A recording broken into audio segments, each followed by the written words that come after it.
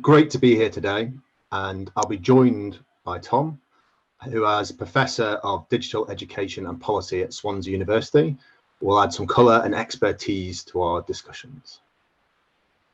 So as Sean introduced, I'm talking today about reputational risk, but more importantly about the opportunity that has for us to accelerate forward and to drive innovation. Now, security, cyber, and reputational risk are nothing new.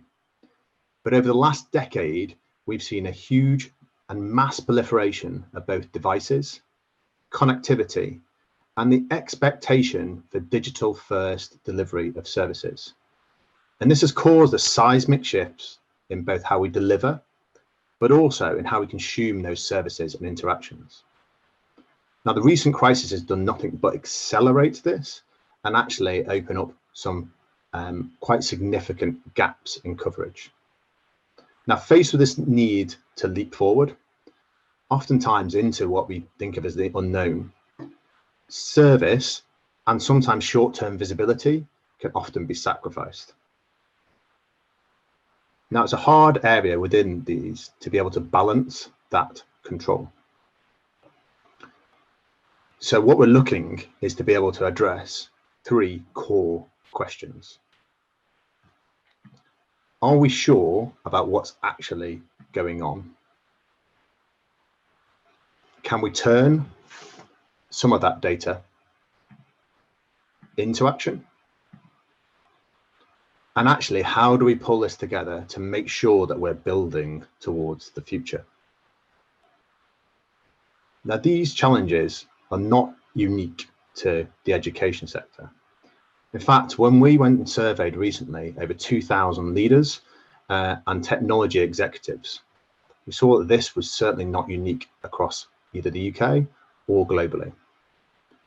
What was quite eye-opening was the amount of organisations that were still not yet prepared. They were either in the process or hadn't yet quite started to be able to respond to these things with a proactive data stance. And worryingly, only 8% of them were actually confident that they'd be ready in time. And this is only being compounded by the recent crisis. In the background to all this is the huge increase in both the quantity, the quality, and the different types of data that are driving our services and how we deliver them. With the average, the expectation is at least a 5-fold increase in the next 5 years. But these effects are often compounded when we just look at the public sector.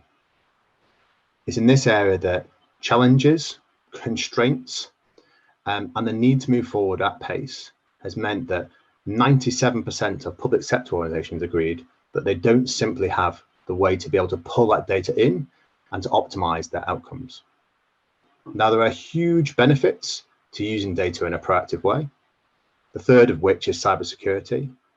But interestingly, the first of those are being able to predict those high-profile risk cases, both in terms of delivery, but also in terms of the reputation of the organisation. But there, number two, are better service delivery and continuity of those services themselves. And the benefit and the potential here in the background is over half of them expected to be able to reduce the overall cost of operations. So as we start to look into this, how do we start to address what's required without overly restricting innovation or our pace of delivery? If we were to build a wall around our organisations, we could potentially secure them more, but actually we would fundamentally undermine both the experience of students and staff, the ability to deliver quality curriculum and research, but also the underlying cultural aspects that make our university ecosystem so powerful.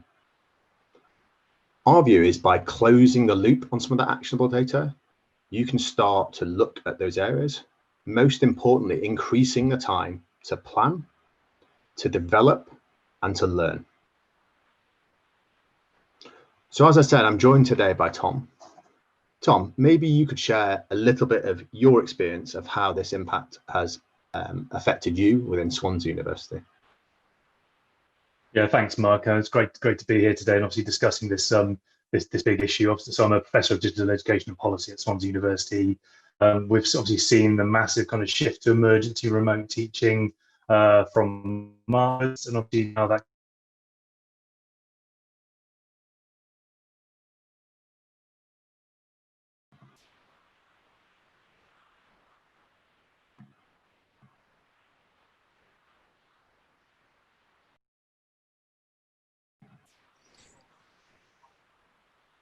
I think we've just lost Tom for a minute there, so while he reconnects, I think I'll talk in more general about some of the trends that we've seen.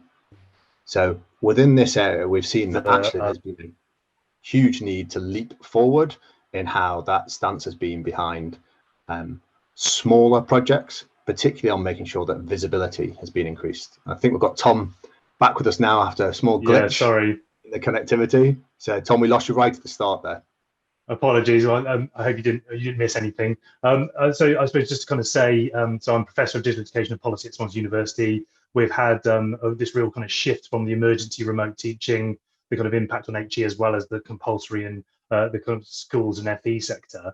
That transition from emergency remote teaching to much more kind of planned, scheduled stuff from this academic year from September, I think there's been a focus on the infrastructure, but also the kind of cultures and behaviors and the kind of pedagogy and practice to be able to do this at scale. But I think that's been a specific instance of the challenges around what does the digital student offer look like for universities, and different types of students, supporting a range of learners across a range of disciplinary areas, across a range of modes of delivery. And I think that's raised some really big questions around the digital capability of institutions. How does that sit with the kind of culture and the kind of ambitions and the sort of dispositions within university, the kind of the free and open sharing of knowledge, the way in which different students want to engage with learning, and obviously then the kind of wider ramifications around the concerns around security, around the integration, the interconnectedness of systems, the sharing of data, the effective use of data, and actually how well our institutions kind of are prepared for this going forward. And there's raised some interesting discussions around ethics and informed consent around the use of personal data from a learning analytics perspective, but also actually how can we collect and obtain insight from some of the data to provide the best learning and teaching experience for our learners. I think lots of the time in this area, we either focus very much at the right hand in terms of the experience and what we're delivering in the classroom. But I think one thing that this crisis has taught us is that needs to be a blended experience, even if we weren't in this current crisis, but specifically because of the current crisis restricting some of those areas. What do you think are the key learnings with that move to sort of blended learning and having it online? I mean, I think we've sort of crossed the Rubicon at some level.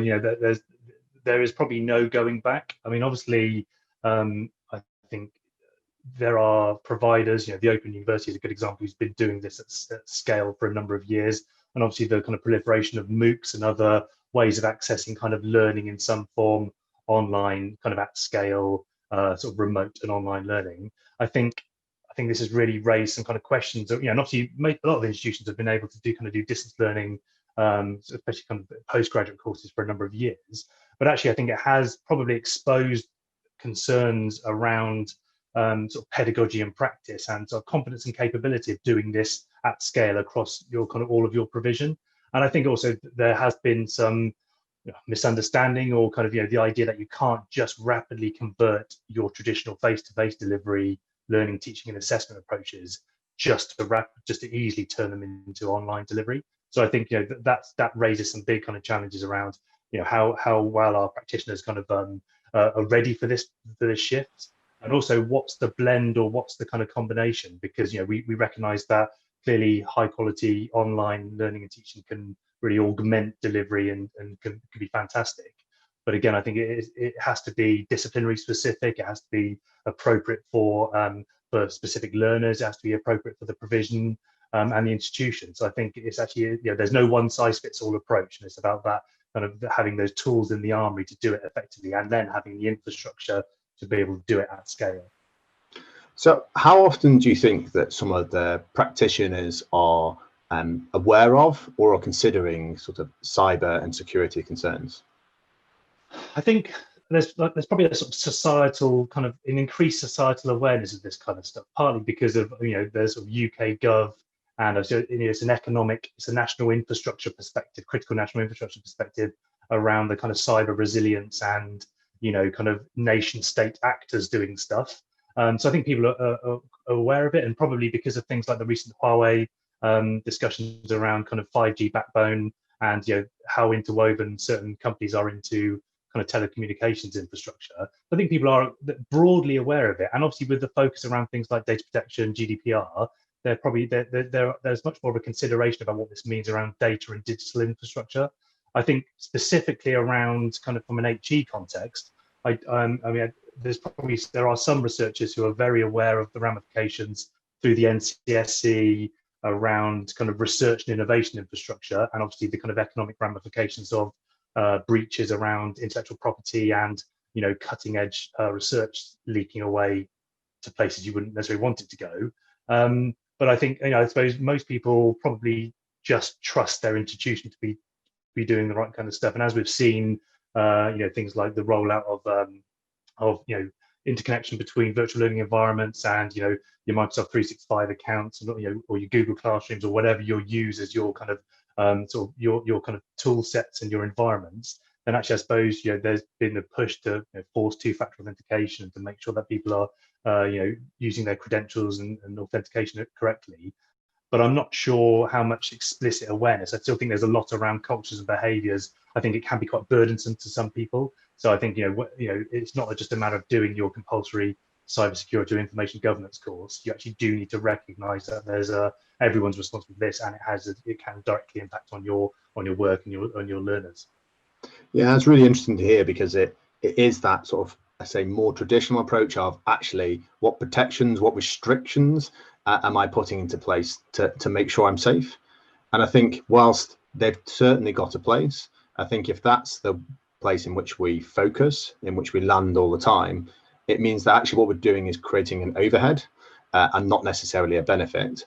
And lots of the time in those areas, it means that you have to spend the time adding those almost additionally, rather than there being something that flows into the process. I think we go back to this concept we have for a closed loop. It moves from having that active monitoring, meaning that data fabric, or the data that you've got in there, is already available. And that means that actually for security, it's more proactive and always on, not necessarily restrictive. But I think there are huge benefits then to being able to use similar data in your interactions. If I take an example here, if we have a very unusual amount of behavior of students logging into a particular resource, well, actually that could indicate something that we need to look at for a cyber attack, for an unusual amount of activity. But it also could give you a great indication to a practitioner, to someone delivering a service, that either something is really landing, or that actually the directions or the signposts they've given, especially when you're not in a classroom, are potentially being wrong. Yeah, no, I mean it could be a couple of days before the deadline, so these resources are going to be heavily hit. I mean, I think that's really interesting around the framing around, I suppose, kind of learner analytics more generally. So I suppose I'm a computer scientist by background, so I kind of be able to see the sort of the interesting kind of data, the insight of the data, and the kind of systems and the infrastructure that could make a massive difference. And then you think more of the kind of, social science and the kind of human-centered or learner-centered challenges around this. And about that kind of explicit informed consent about what kind of data are institutions collecting on learners, and how it can be used for their benefit. So from a pastoral perspective, from an academic perspective, actually, are you able to kind of create some more bespoke kind of customized learning, and actually how sophisticated is that, rather than it's like you failed this or you didn't engage with this, so if then do this, that kind of stuff. I think actually the concern probably is like, well, who has access to the data? How is that used? Is it going to, kind of the relationship with commercial companies, and how is that used to augment and, kind of test out commercial products? I think some of that is around, clearly has a benefit for learners, and clearly gives insight into how you may want to plan curricula or develop kind of learning design type stuff. But I think there are some kind of interesting sort of legal, ethical, professional kind of considerations here too around, what are we doing with this data, and how is it being used, not just kind of from a prescriptive sort of DPA perspective, but actually this is, should this be kind of co-constructed with learners? How do you make sure they're actively engaged in this so it becomes much more learner-centered? I think that is just as relevant to a cybersecurity stance as it is to product development. And I suppose my point being that those you should blend the way we look at them. It's got huge benefits, not just to the underlying system, because you've got reuse, but also by providing that visibility, you're able to both innovate and keep things safe. It's a similar stance that we had to some organizations as they were consuming GDPR. For some people who saw it just as a regulation and a compliance tick, that meant it became an additional overhead and sometimes restrictive. But actually, if you thought about it by saying, now I need to make sure I have visibility of this data through the whole chain and in the usage of it, you can both reinforce what's starting to work, be it that uses personal data or not, but also to make sure that actually we're optimizing how that really precious resource is being used. So Tom, in your experience, how plugged in do you think some of the leadership stance is towards this? So we talked a bit about, if I'm delivering learning in one aspect, or I'm the IT professional delivering the service, how plugged in do you think leadership is? I think there's a diversity there, I suppose. I mean, I think the best examples I've seen, and maybe Swansea is a good example here, is where you've got that combination of kind of top down and bottom up. So the point you raised around fostering creativity, I'm really reluctant to see very prescriptive top down one size fits all approaches, as if like, this is what we're doing, this is how it will be done, these are the tools and technologies you're going to use, this is the structure, this is the kind of the template. I think clearly you need a direction, the kind of top-down sort of declaration of intent from leadership, and to recognise that digital is important. It goes back to your first question around, IT isn't a cost centre; it's a fundamental kind of woven across your entire. It's a key part of what we do. So actually, you recognise that this is not just about buying kind of laptops and computers. It is about recognition of like the digital kind of sort of learner experience, or your kind of digital offering more generally. And then I suppose allowing that kind of bottom-up kind of bubbling up of kind of innovation and creativity and bespoke customized approach that are disciplinary specific or appropriate to certain practitioners and learners. I think that kind of meets in the middle really well. So you give them an environment in which to be creative, and you set some kind of some structure, and you give them some tools in which they're part of their armory, but you're not prescriptive, because I think that sometimes that's where people will rebel against, oh, I have to use this technology, I don't like using that, it doesn't fit for what I do. So I think that's where we've seen stuff work really well, is to offer a range of tools and products and services, and try and give them an environment in which they can be innovative and try things out, and fail fast and try something else out as well. Yeah, I think becomes really interesting, because what we're discussing here is a difference between a technology or services approach and actually thinking about data. And I think often those things get conflated, because data absolutely helps you deliver a more efficient service. It absolutely helps you to secure that service, but actually the data in itself can flow between those and actually shouldn't be thought of as a particular technology. I think the worst thing as we do when we leap forward is to start off with how do I pull this into another database? How do I make sure that actually this is compliant? Those are certainly considerations, but during that closed loop that we talked about, data is joining those by joining those services together, allowing that flexibility. It shouldn't really matter what technology it's running, what the endpoint is, what the delivery mechanism is. I think we term it lots of the time as a data fabric, and that's because sometimes it's a bit threadbare. Often, if it's worked on, it becomes a patchwork, but actually it's about joining those disparate services together. Yeah, I mean, 100%. I think the examples, some related examples that I've seen in Wales. So I've got some other kind of roles and responsibilities. I sit on the National Infrastructure Commission for Wales, and obviously the UK Infrastructure Commission, the whole kind of and the ODI has been talking about kind of data as infrastructure.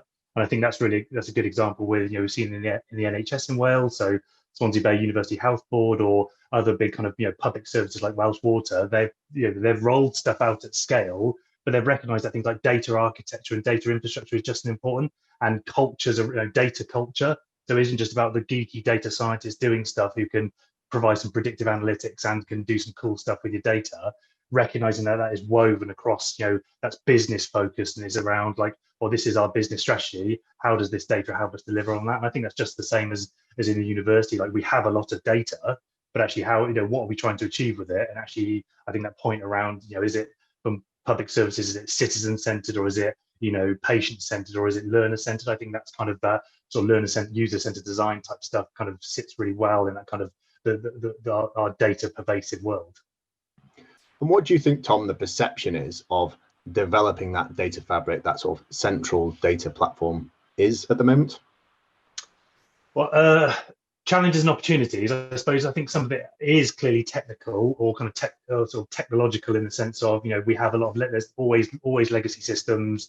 You're always trying to kind of, a lot of middleware and kind of gluing things together and trying to, kind of resist kind of paying for the next big upgrade, or kind of that major kind of digital transformation piece, or trying to phase it over a number of years. So I think that is a real challenge when you've got kind of data held in disparate systems. Trying to kind of create some sort of data lake, or trying to do some really innovative stuff with your data.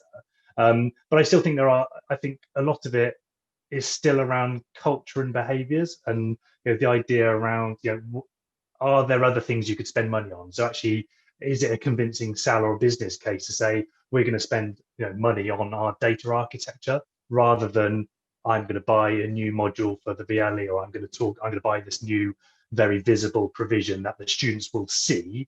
I think sometimes I can see that being a challenge to kind of articulate as part of a business case, particularly in these kind of challenging financial times, to say, actually, if we get our internals sorted out, we'll be able to do so much more over the next 5 years. I think that's a perennial kind of digital transformation problem anyway.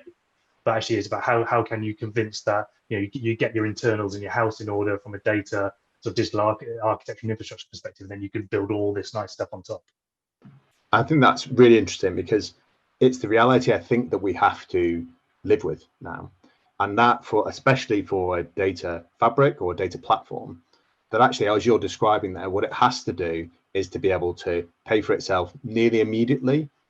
But I think the ethos change is really important, and it's why it's really relevant for this when we're looking at cybersecurity and reputational risk, because those are hygiene factors. Those are things you have to do.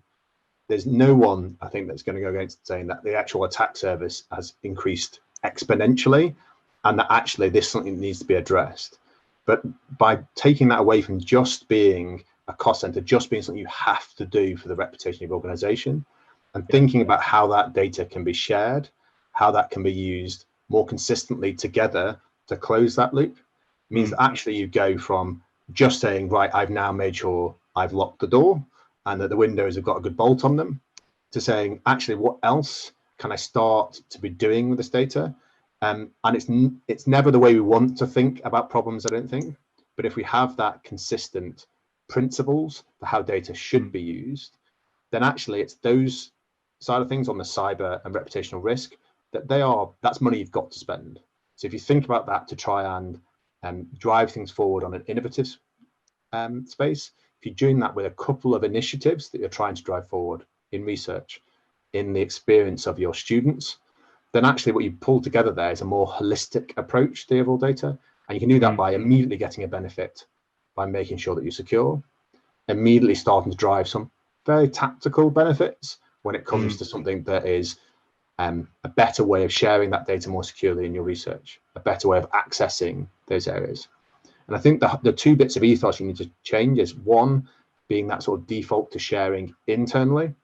I know sometimes when we talk about open data, it's what we share to everybody. But I think organizationally, we need to think internally, there's a default to this data should be available. We all understand the restrictions that has to have with personal data, but sharing that internally means that it's ready to share when it's appropriate. And the second bit is by actually saying, what more could we do with this? What might it be useful for as we move forward? And whilst principally that's difficult, I think technologically sometimes we create barriers for ourselves rather than starting to think about that as the problem set and then bringing on the solutions that are going to enable it. I think there's a real key point around the, you mentioned the sort of the governance aspect of this. If you were sitting on a university kind of council, or I suppose like on a board essentially, then this would be on your risk register. This would be a major kind of governance and assurance issue from a kind of audit committee compliance perspective. And we know from the National Cybersecurity Centre that there's the cyber threat to universities is real and visible in a number of different dimensions. So actually, it's not just about like ticking the box kind of from a compliance issue and then making sure that your infrastructure is you're keeping updated sort of continuous improvement type stuff. Then I suppose then how do you become a much more kind of the sort of mature user of your data, and actually kind of what does it enable you to do? And I think that's that shift around like sometimes you can just be happy like we're locked down, we no one can get across the DMZ, or we can it's all our data is kind of so well secure, but then it's of no value. So I think there's that's the challenge, the balance between security and then usability, or what it kind of allows you to do. And I think sometimes it can be much more on a compliance perspective, because you're so fearful of kind of from an information governance, cyber resilience perspective, that actually it's just easier to say no to stuff. But there's clearly there are very there are models of doing this. There are architects to do this. We have the kind of tools and technologies to do this. It's around actually it's about doing it in the right kind of way. Yeah, I think we had a question come through as well about doesn't more data capture render institutions even more vulnerable? And what I'd say from my approach to technologists is that actually most of what we're talking about today is the data that already exists. So these already exist within your organization, the interactions, the things that you're looking for both that cybersecurity risk, but also in how those interactions are providing for the service exists within your organization. Yes, you do need to make sure that actually there are policies in place to make sure they're not being accessed by the wrong people. But actually those exist in there, and by monitoring them, by having them available, you get both the benefit of being able to use them yourself, but also the cybersecurity stance of understanding where they are and who is accessing them. Yeah, and I think I suppose I think there is sometimes you can fall into the trap of just kind of trying to slurp up as much data as you possibly can, because it's kind of there. I think as from a DPA perspective, you need to be collecting data for appropriate reasons, and holding it for the appropriate amount of time. So I think I think you're right. It actually is just about using the data we already hold, either from a statutory kind of regulatory perspective, or the sheer fact that we collect this data over a student's kind of lifetime with us at a university, and actually how can we use that for how can we use it to support their learning and teaching and their progression and attainment over a period of time, and also how can we have better insight into kind of curriculum development, or how does that help us with recruitment or widening participation or civic mission or other things from a research and innovation perspective. There are all these things like actually how can we be more effective in the data we hold, and what that means for us to improve as an organization. So I think if we were to go back, if we could throw up the slides again to that closed loop that we had, that closed loop vision for actionable data, I think as we've discussed today, it needs to start from that operational view. It needs to start from something that's going to have traction, and it's going to actually start providing immediate benefit. But as you can see on the right-hand side, often that means we start from the technical solution, we start from the architecture. And what that means is we start to build up small little silos. Is this a critical application? Is it a compliant backup? Is it physical security? All these areas. What we need and what we've discussed today is about being service focused. What is it that it's delivering to people, and making sure that that is then secure by design, and that the cybersecurity stance you have in place provides that service focus back to what you're putting into place. So when you look at that closed loop and you make it more operational, actually your monitoring is trying to detect stuff that's unusual. And that's just as relevant to security as it is to actually enhancing a student experience or enhancing research focus. All of those need to make sure that they're able to proactively monitor, that you can collaborate and share those learnings. And once you understand that action, once you understand an area you need to focus on, provide automation so you have more time to reflect and learn. So to summarize into the areas, if we're going to have 3 points to sort of get started, I think we've talked a lot about focusing on what impacts the users or limits your decision makers. Data needs to serve both of those things at the same time. If you have a different data stance for users and decision makers, you'll start to create those immediate silos. Reinforce and share and scale what works. Look at those things that work, that are going to give you that traction, that buy-in upfront, but look to continuously build a holistic data capability and capacity, meaning you empower your internal users and people, so the students know what's happening with that data, but also your leaders can make better decisions. I'd really like to thank Tom for joining me today, and for everybody else for listening. Thank you. Splunk does have a stand. If you want to know more about the Splunk platform, please check in there. All these slides and a little bit more about what the Splunk platform is can be provided after the session.